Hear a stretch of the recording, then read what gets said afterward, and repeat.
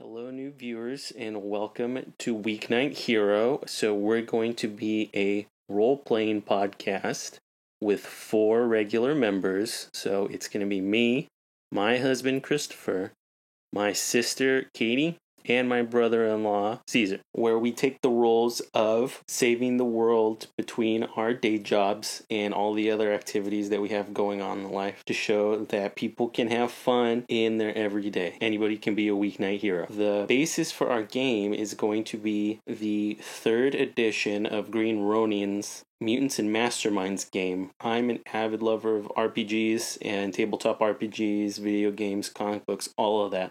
So I could not find a better system that could translate what we like as better than Mutants and Masterminds, and it's a really awesome system.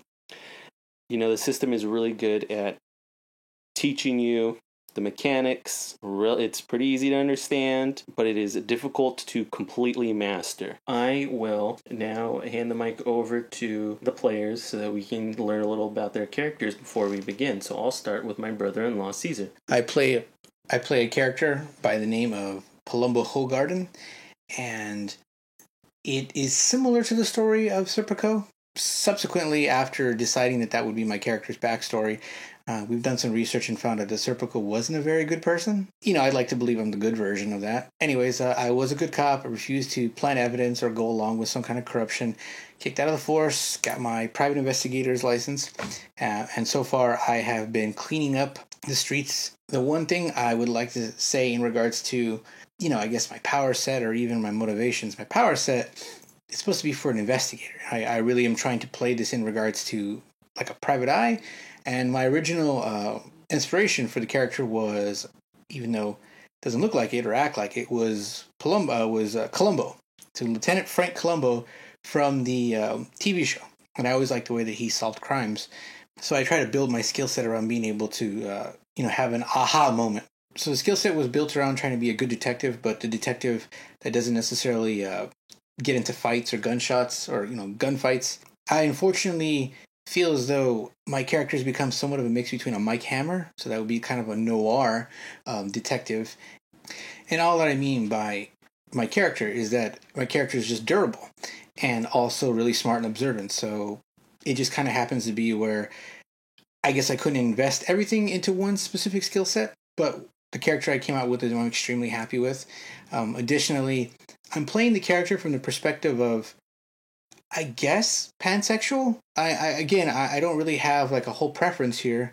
I originally wanted to play the character kind of like a 50s like kind of rake in regards to like always flirting with women, like always down to get down, how this person interacts with law enforcement or how this person interacts with the criminal element. And I just feel as though being able to mix up that character personality traits with the skills that I have makes for a more interesting character and allows for more storytelling abilities. All right, so now we can pass the mic on to my sister Katie and her character Madame Pele. So her name is Okalani de la Vega. So Katie, tell me a little about your inspiration for your character. Well, I'm thinking that part of it's me, right? Mm-hmm. Like, part of it is things that I like to do, and I'm a teacher, and I like to work with just people in general and help them grow. So not necessarily just in the sense of like my students and stuff, but just for everybody. I picked something like Hawaiian and Native because I like the idea that she's like multicultural. And I think that... Well, you're multicultural. I am multicultural. I'm definitely, I guess, biracial? Yeah, Kinda. They really don't get... then I would also be biracial. Yeah, bi-ethnic? I don't know what you want to call it. Yeah, we're multi-ethnicity people. That factors into your character. I think I just picked a more ethnic name. Yeah. Right? A more, like, cultural name as opposed to, like, my boring... anglicized name. Yeah.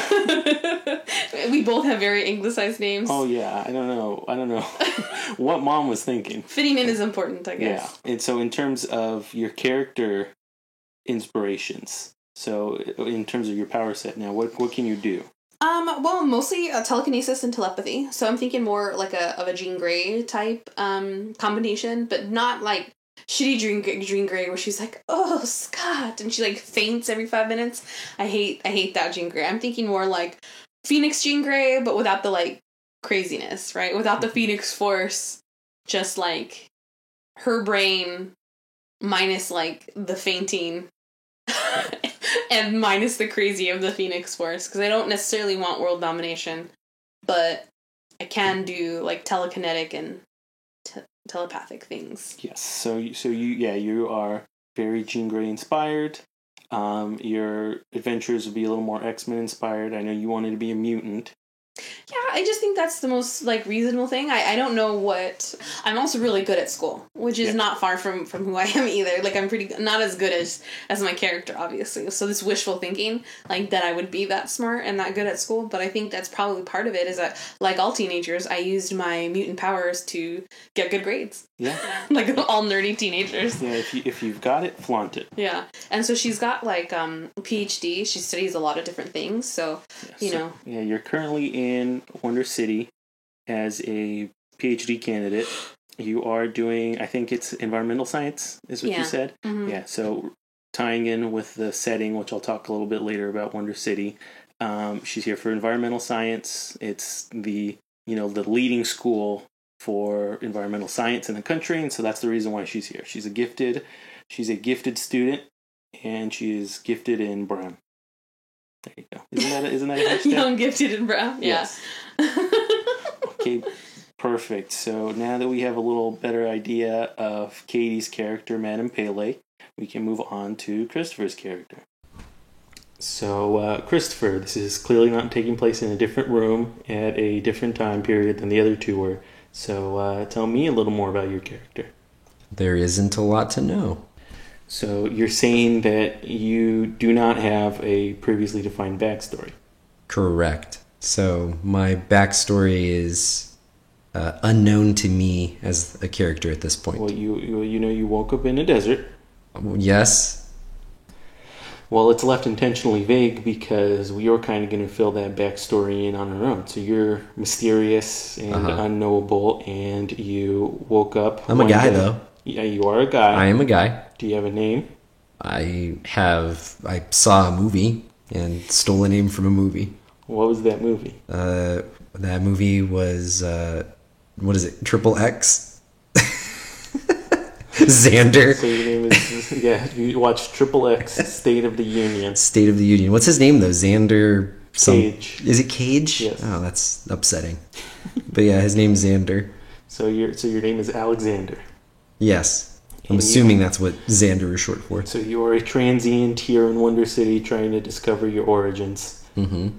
And we will get into those further in your solo adventures. So now, in truth, your character is inspired by a couple of different people or comic book characters. Can you tell us a little more about that? I am basically a male Scarlet Witch. Which is Wiccan. Yeah, exactly.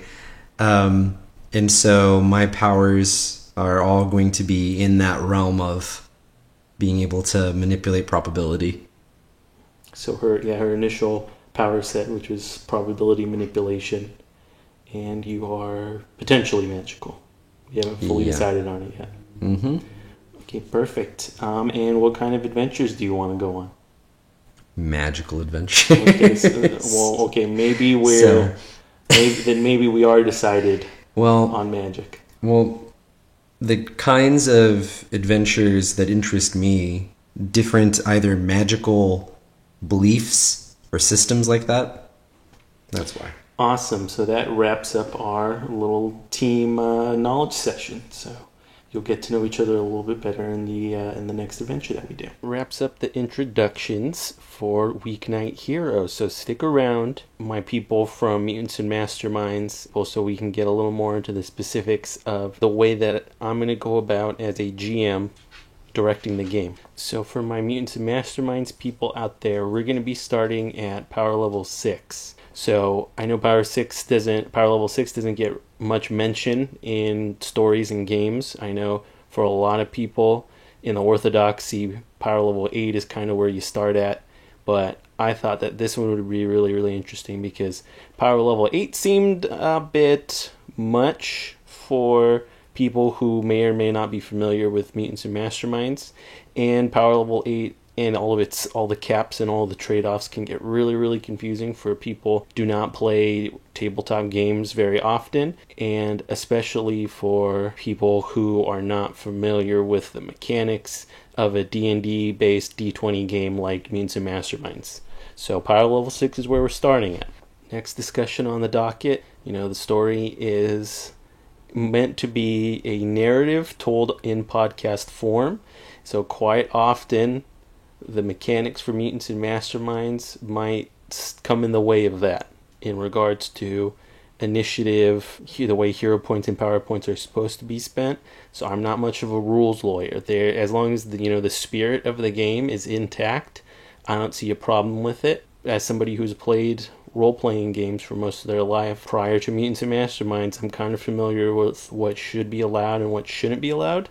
So I don't see much of a problem with us kind of fudging the rules a little bit, saying, we'll and say that this would be funner for a narrative story, regardless of whether or not it fits the mechanics precisely. Mutants and Masterminds is a wonderful game, but just as a personal choice, I've decided to follow the spirit of the rules and not the letter of them. So I really hope you enjoyed our introduction to Weeknight Hero. I really hope that you guys will join us for the coming adventures. Interact with us on social media. We're on Twitter under Weeknight Hero. You can catch our podcast anywhere where podcasts are. We're thinking up a YouTube option, but thanks for listening, and join us for our next adventure, which is going to be our first adventure, called Attack of the Cleaning Robots. See you there.